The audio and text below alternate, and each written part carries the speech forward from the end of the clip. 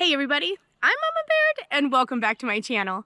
In today's video, I'm going to be whipping up a couple of pasta dishes for my kids.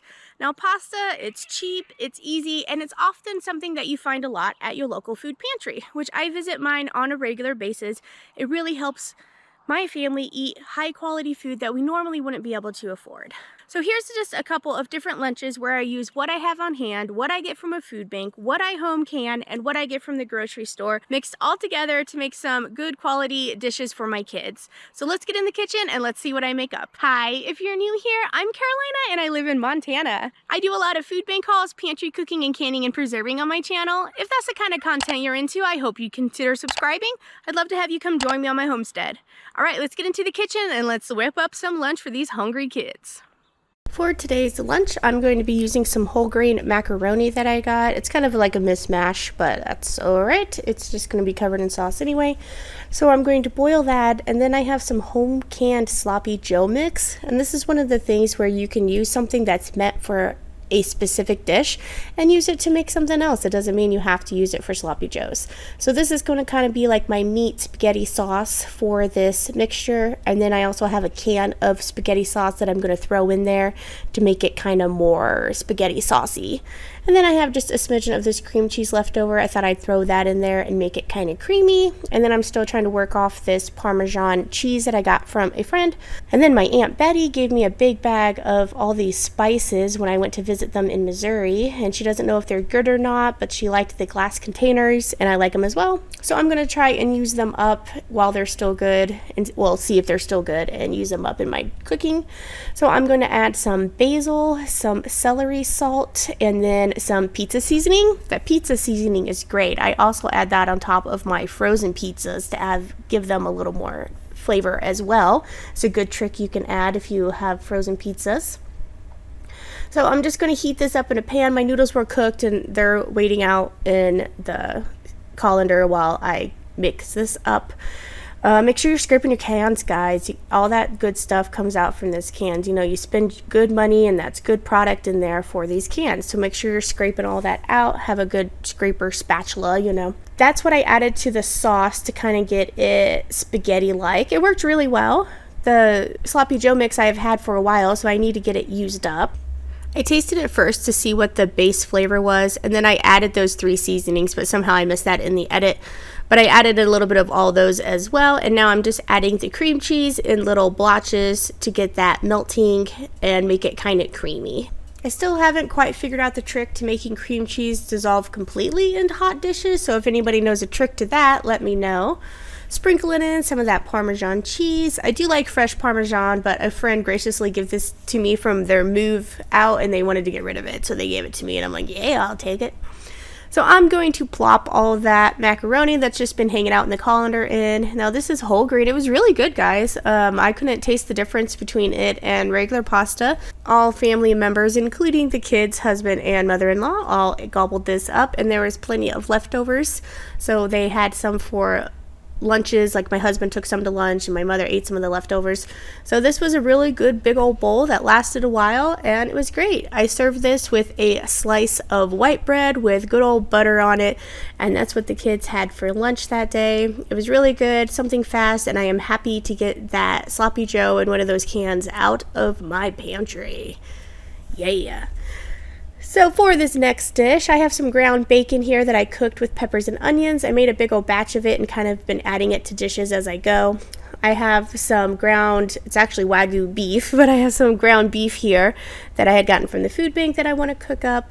So I'm going to add it to the bacon. I think that that's going to add a lot of flavor to it. Plus with the bacon, I only partially cooked it, so that way it still has some of the fat to help render. So here's the celery salt. I just left these on my counter so I could see them in my face so I can use them. So I added celery salt. Here's a little bit of onion powder. This is from fresh dehydrated onions. Oh, it's such a difference. It tastes so good. And I'm just going to be trying to mash this up as small as possible. I don't really want big chunks of hamburger, just kind of like small ones. You could also add a little bit of water and boil some of your meat. That helps make it really small, like, you know, Taco Bell style meat.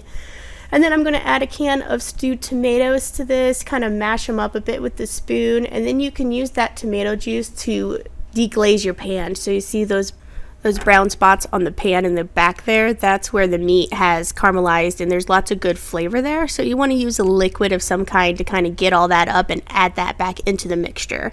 So I did that with the stewed tomatoes, got that broken up, and now I'm going to add a can of tomato sauce to it.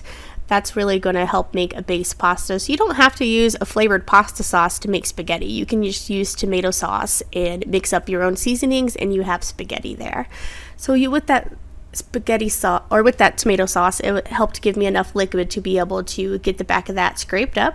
I'm going to add some Worcestershire sauce to it.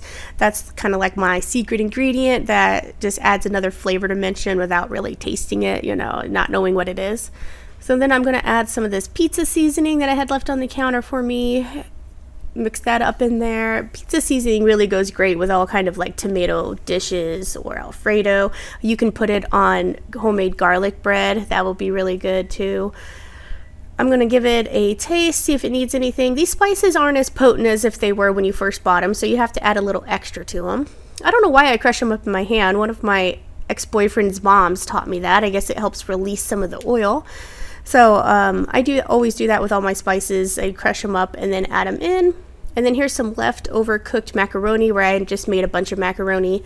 And I'm going to throw that in there. And once again, just hoping that's enough macaroni. That's all I had in the fridge. But it turned out pretty good. It's kind of like a thick goulash is what ended up being the end result with it. But it was good. And once again, I just served this with a slice of buttered bread. Next, we have some butternut squash soup. I heard that you can take this and turn it into a macaroni and cheese. So I was like, you know what? Let's give that a try. Why not? So I just took the whole thing of butternut squash soup and then I added some cheddar cheese to that. And I just wanted to get that melted in there so it kind of became like a cheesy soup. It kind of had a weird texture though, guys. I'm going to be honest. This was not a number one dish. Like the cheese got goopy and it slid off the spoon a lot. Now here's that macaroni I cooked that I used the last of it in the dish before. This is when I first cooked it and I'm adding it, just trying to figure out how much I need because I don't know exactly how much that soup is gonna or the macaroni is gonna absorb the soup, And this was just okay, guys. I probably won't make this again. The kids didn't really like it. That kind of sat in the fridge for a while, so I ended up freeze-drying the leftovers and have them in my freeze-dried storage. It was okay. It was definitely worth a try, but probably something that I wouldn't make again. Has anybody else tried this? Maybe I did something wrong. And on to the next meal. I have some bacon left in here that I'm going to cook up. I have some of this pasta left over that I got from the food bank that was frozen, so I'm going to kind of fluff this up a bit. I have some olives and some peppers here, a can of just traditional spaghetti sauce that I need to get used up, and then I have a bunch of diced onions here, and just a little bit of mozzarella cheese. So that's kind of what I'm going to throw together. Use up some of this bacon.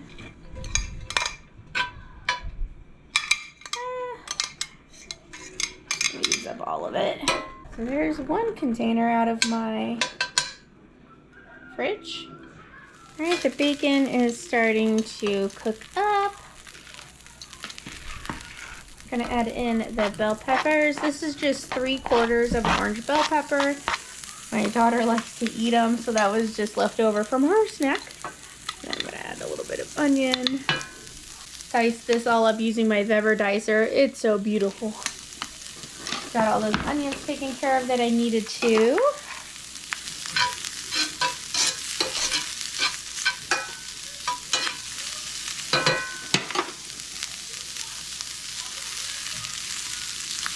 Alright, so I'm just going to let this cook for a couple minutes. Let's get that pepper and that onion cooked a bit before we add more stuff. Alright, this has been cooking for about 2 minutes. Is that our pasta?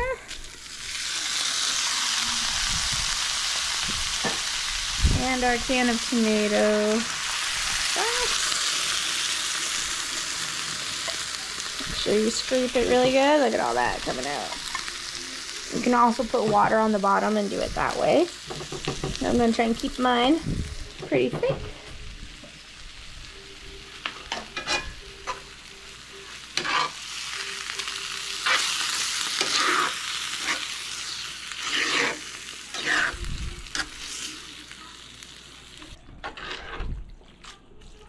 Looks pretty good. I'm go ahead and add some basil, because I know usually that canned sauce doesn't have too much flavor.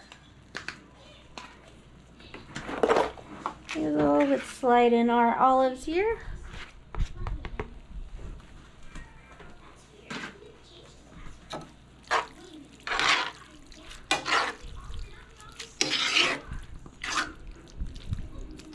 I had those nachos left over from when I did a live. I had those olives left over from when I did a live and I cooked nachos, and I wanted to put some olives on there, so I have to use up the rest of that can of olives. So that seemed like a good idea to do that. Let's give this a try. Just want to try a noodle with the sauce. Yeah, that tastes pretty good to me. Needs to be a little hotter, so we'll cook a little more. And then I have a big bag of croutons here that I used from cheese loaves. I cut them up and I put them into my dehydrator, so they're super crunchy. Oh yeah.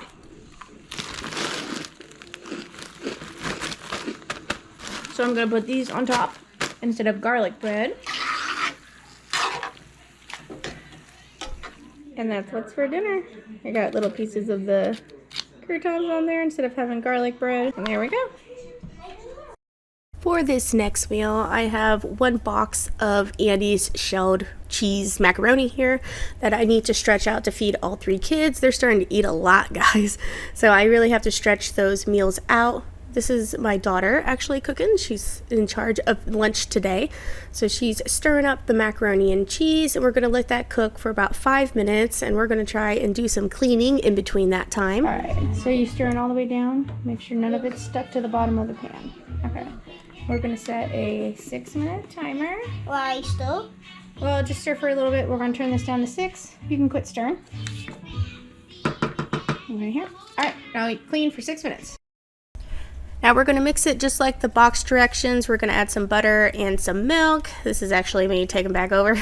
I noticed that with the shells that the powdered cheese always seems to get stuck inside those little shells. Is there a trick to that? I don't know. I don't usually cook with the shells. I usually just do the regular macaroni, and I find that's very frustrating with the shells, that the powdered cheese will get stuck inside one shell. You know what I'm saying? Does anybody else have that problem? So I fought with that for a little bit, but now we're going to add 2 cans of Vienna sausages. These are what I pulled out of my bug out bag. I had these packed in there. We ended up serving this with peaches and carrots, but time got away from us and we did not get to see that dished up. And just like that, we have a couple of super simple, easy, quick lunches that I whip up for my kids because I'm home homeschooling them. We're working on the house, working on the homestead, taking care of our chickens. We're always off doing something, and next thing you know, I'm like, it's lunchtime. What can I make? So there's a couple of different ideas of what I use in my pantry to whip up some lunches for my kids. Thank you so much for watching, guys. I'll catch you next time on Mama Baird's.